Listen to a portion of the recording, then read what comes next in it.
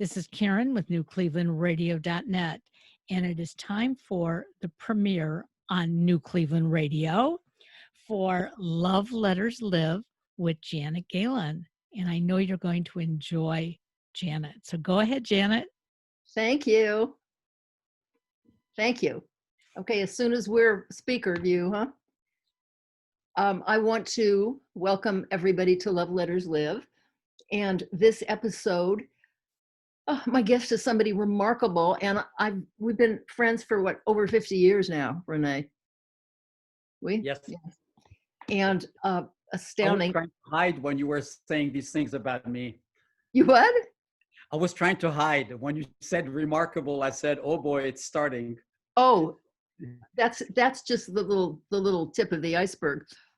What I want to say is to just all our listeners, René Levy is a research scientist, medical research scientist, PhD in pharmacology, and your field, your specialty is epilepsy, as I recall, right?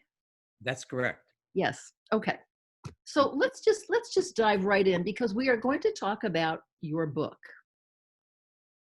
And your book, Mending America's Political Divide. And you've taken on a huge task here at a point where the world is falling apart.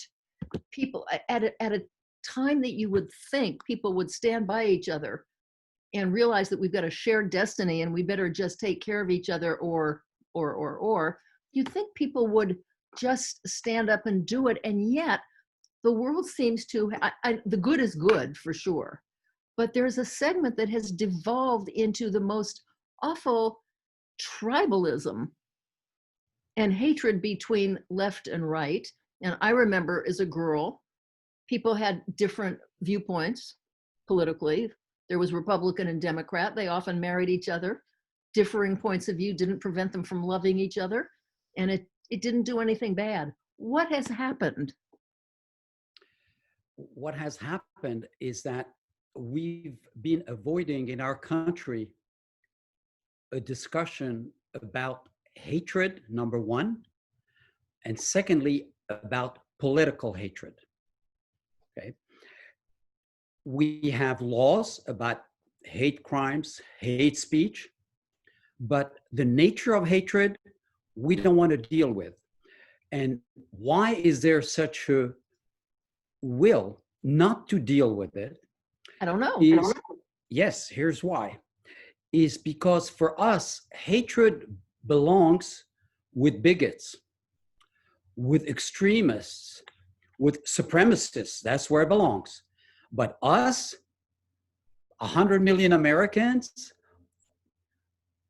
50 million Democrat, 50 million, Republicans, us, never. People say, who? Me? Hate someone? Me? In my standing, my status, look at me. I want to say that I have friends who are really liberal Democrats and such nice people and such good people. And if you press the wrong button, they are filled with hatred. But to begin with, we don't accept it. In fact, in our society today, hating liberals or conservatives is the only allowed hatred left, but we don't want to address it.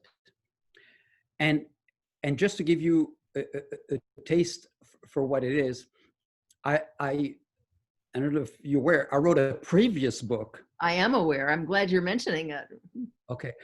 Which dealt with interpersonal hatred between people, the kind of hatred that makes families not go to each other's weddings or not speak to each other for 17 years or 28 years and things like that, okay? We're familiar with that, things with in-laws, etc. That's interpersonal hatred, okay? And it's well understood, there's a mechanism, etc. And that book was well received. The only problem with that book is, as mentioned in the acknowledgments of the new book on America's Political Divide, someone who worked at Amazon, highly placed, and whose living is to evaluate books, told me that that book on baseless hatred had a very narrow focus, Why? because it When you sought. say basic hatred, that's also kind of under the rubric of what we call senseless hatred, right? Yes. So what Okay. happened is of as far as I know, uh, the Jewish tradition is the one who came up with this notion of hatred that has no basis. It has a name in Hebrew. It's well known. For example, Israelis know it very well. They talk about it all the time. And what happened is, before I wrote that first book, I was asked to give a lecture on it, and I thought there was a ton of literature because that hatred was highlighted in the third century of the Common Era, which was about 1 or 2 centuries after the Jews were exiled from the land of Israel for the last time, okay, and they lost their independence. And their sages, the sages of the Jews, told them, what happened is not that the Romans got to us or they were military. It's not that.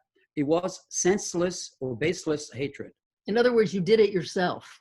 So yeah, they said, exactly. It's divisiveness. And so I was asked to explain that, and so that's why that book was focused on explaining how they could have those two words together of how could normal people hate without a reason. We all Oh, I have a question. think we have I reason. have a question about that. I don't think people who hate think they're doing it without a reason. I think Exactly. people who hate think they have a good reason. Yes. That's the problem. And could you like a little slide over to something just to kind of bring us up to there's I think you refer to the politics of envy Yes. in your book. Can you talk about, we didn't used to have that so much. What happened? Exactly. In the American tradition, I came to the United States when I was about 23 years old to do my PhD at University of California in San Francisco. I remember So that. I was already an adult. That's when I met you. Right. And at that time, I was mesmerized by the United States, and I truly spent a lot of time analyzing American society and comparing it to French society, to Europe. What mesmerized you? What grabbed you? Was, for example, that Americans operated they were optimistic, they had a can-do attitude, and they were not jealous one of the other, which means there was the philosophy of plenty. If so-and-so is an immigrant whose parents landed on the docks in New York and became CEO of a humongous corporation in New York, okay, if that's possible for them, that's possible for me. Okay, so I mean, that's such a good and hopeful point, and really the crux of what America is supposed to be that somehow, if you didn't have anything, there was America, you were allowed the same opportunity to get something. Well, People don't seem to see that opportunity now. you were allowed to believe it. Yes. Okay. Yes. And people believed it in large part. I mean, and when we say people, we say some segments of the society. Right. At that time, American society was not pluri-ethnic. They were, more than 3% of the population was white. Really? Okay. Okay. And Blacks, African Americans were at the time and still are about 13% of the population. Mm-hmm. And Asians and Hispanics were less than 5% in 1960. Okay. That has changed drastically in the last 20 years. Okay? Why didn't that change more smoothly? Because the influx of the migration occurred in a short time. But I want to go back to what was happening at that time. So Okay. when we say that America was optimistic, can do, etc., we were forgetting to say that it was the more than 80% of the population that was white. As far as blacks were concerned, it was up to them. After, you know, the civil rights battles of the 60s, they were left to fend for themselves. And as we see now, those types of social problems don't disappear. No. They fester. Yeah. Okay? Sooner or later. Right. Okay. And so I just wanted to correct that when I said America, I was mesmerized by America. I was mesmerized by what America? The part you saw. When my wife and I came from France, we were in San Francisco. We didn't have a car, Mhm. and we used the bus all the time. Mhm. And we sat at the back of the bus, and we saw white people telling us to come in front, and we were wondering why. And Odd. I'm talking about 1966 exactly. Okay, so all I want to say is just make sure we were talking about white America. That's all. Okay. Yes, of course. Of course. But because they were the overwhelming majority, and they controlled the narrative. When you're 85% of the population, you control the narrative. Okay. So something else has changed. Oh, go ahead. Yeah, and you control 98% of resources. Okay, that was America in 1965. White people controlled more than 95% of resources. Okay, so African Americans had no voice. You know? Okay. So now the observation and the question is social media and internet. Everybody has a voice now. Okay. You know, and people use it for good and they use it for not good.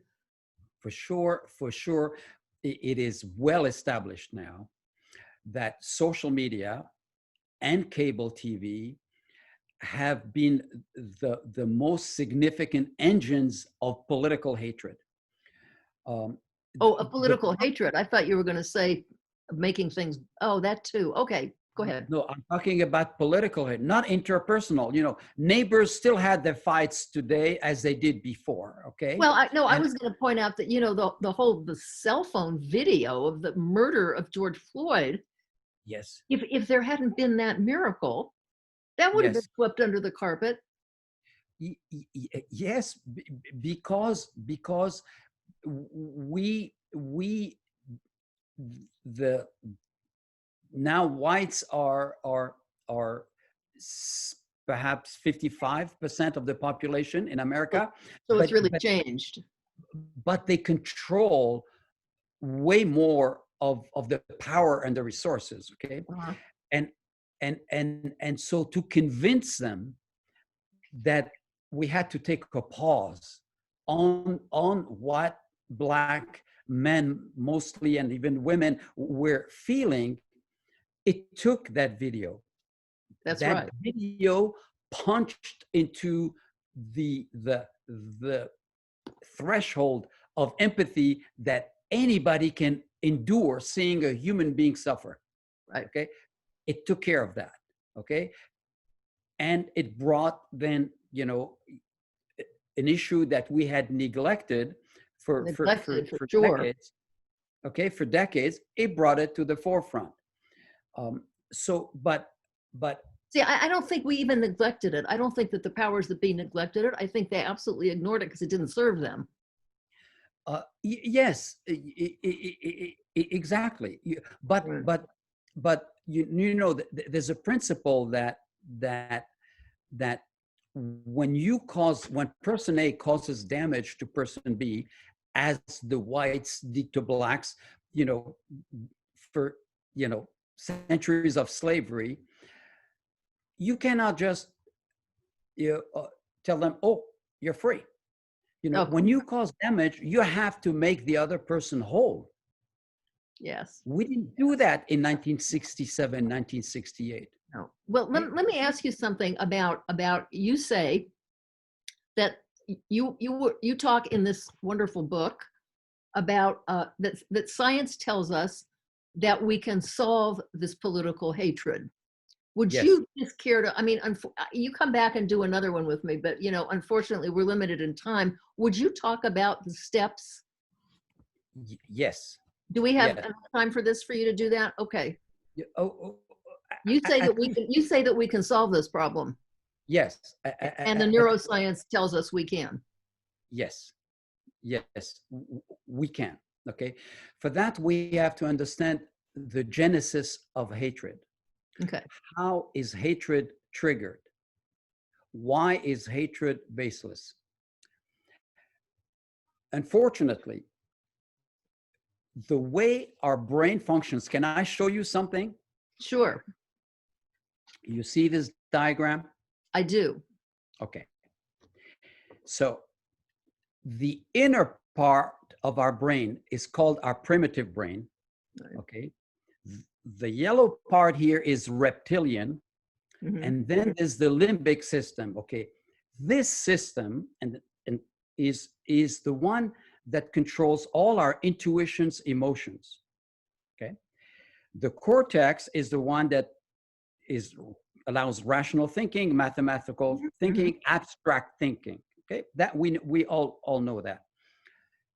Hatred is triggered when we have a perception and we have a perception of threat, because this part of the brain, Mhm. its job is 24/7, okay, to allow us to survive.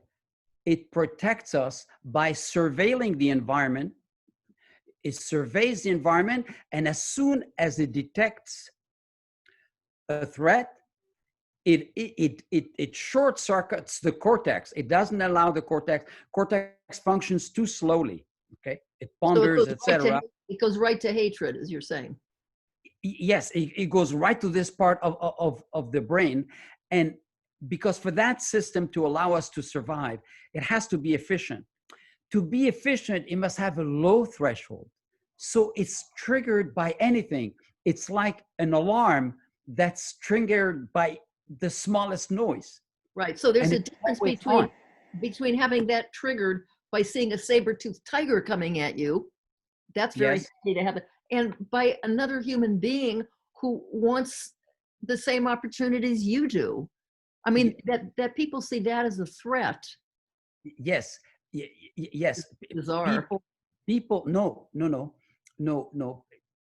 People see it as a threat because hatred is also dependent on the narratives, on the stories that people tell us and that we tell ourselves. Okay, so you're saying, and I'm just gonna kind of short circuit this a little bit because unfortunately we only have a certain amount of time, and people can go buy this book, and it's very easy to take in, But yes, so you make the point that science tells us that we Yes, can do something to, interfere with these neural instructions yes, and do something about getting rid of the hatred. I have a question for you, yeah, and that is people and your plan is wonderful and it's easy to follow and easy to do, but people who are operating from hatred yeah. think they're right. Why would they sign up for your program? Um, What do you do because, about that part? okay, if they read the book, they Yes, realize that anybody who hates does themselves more damage for that they sure. can possibly do to the object of their hate. Yes. And don't we all know that when we have a moment of really just anger, it's our stomachs that are burning and our heart that's pounding. because because you lost control. Okay, so when people read the book and realize that in fact we control the significance that we attribute to our political differences, Let me repeat. We control the significance that we attribute to our political differences. Our political differences, there's no objective scale that tells us that the two approaches of the two major parties, okay, when lead to the destruction of America. One half believes that if you let them operate, you cannot live in their world they're going to build. And the other believes exactly in a symmetrical way, same thing. Okay, that's a false belief. That's a choice. We choose to believe that. So how do you get people wrapped up in programs by which they can learn to do this? It seems to me maybe that's something workable.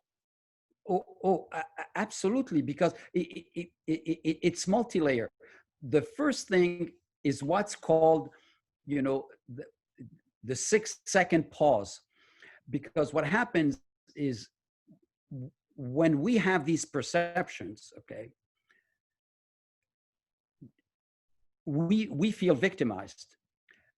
The worst part of hatred is that it destroys the most precious link we have between us as humans, which is empathy.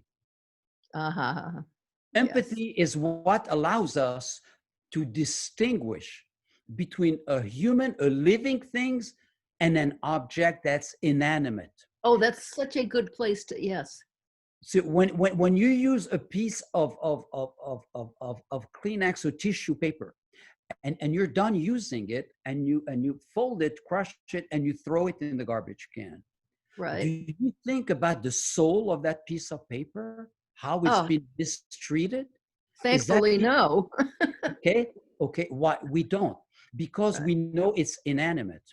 So we know from studies, and fortunately from children, young people, etc., who are born with what's called zero empathy. You see that they deal with animals, etc., as they were inanimate objects. They cut them up in pieces like you're cutting paper. Okay, this is such a good place just to pause. Yes. And you'll come back, right? Because there's Great. more to talk about. There's empathy, and there's the lack of civility that has taken over large parts of our society. And there is, I listened to President Bush talk about Black Lives Matter trying to destroy our what democracy and our histories, ruin our without realizing that no, they're not trying to destroy it. They just want to add a little more to it. But that's a perception of threat. Exactly. Okay. You see, so, yes, the mind, the amygdala, it magnifies it. It says you're destroying all our history, right? Everything we've accomplished. Okay, so that becomes unlivable. You've got a huge task in front of you, and I'm going to add one more thing to it, and we'll talk more. I want to just again mention the book "Mending America's Political Divide" by René Levy, and because I'm about love letters. And, I feel very strongly that every accomplishment, everything you accomplish, every experience has the seeds of a love letter to someone in it. And that's, getting right into empathy. Yes. What you express to other people. If you were to write a love letter right now, do you write letters? Emails. Okay. No, I mean, in your handwriting is king. But anyway, who would you write a letter to? I can think of about 12 people in your life, partly because I know a lot of them, but I can think of people to whom you would like to express gratitude for having gotten you in part to where you are today, which is huge. Yes, no, that's for sure. But if I were to write one right now, yes, the first one I would write would be to all the healthcare workers worked in February and March when we knew nothing about this virus. Yes. And they did not stay home. They were not scared, and they put their life on the line. Okay. So I have a question to ask you, because I feel, that a real love letter, a real gratitude letter, gratitude taken to the grave serves no one. And where would you mail it? Who would get this precious gift delivered to their hands? I mean, you could pick a hospital. You could pick a. Yes, exactly. Yes. It would be the University of Washington, where I am, and I know the physicians there, Oh. and I know they really risk their lives. All of a sudden, there's a virus that comes and puts them in a situation of choosing their lives or the lives of others, You know, and they that would be risk their that would lives. be such a lovely thing for them to have in their archives. Nobody throws these kind of letters away. You I know, hope they'll my experience is no, you know, you go to company archives and all these letters are there. It'll be a wonderful thing. Okay. Thank you so much for doing this with me. And Thank you. I do hope, my fondest wish here is that somehow there could be, starting with the police departments and starting with our elected officials, to be brought into training groups that would teach them that what they feel as, perceive as a threat is not one. If And you and we have a shared destiny. I think you use those very words, don't you? Absolutely, Yes. we Okay. can't. There's no way to secede. There's no way to break America into two. We're gonna have to live together. Oh, I'd like to see us do that a lot better. I know you would too. Thank you, dear. And Thank you. comme toujours, gros bisous. Talk to you Thank you. later. Thank you. Bye-bye. Bye. This is Janet Gallen saying goodbye for now. And I will see you for our next Love Letters Live.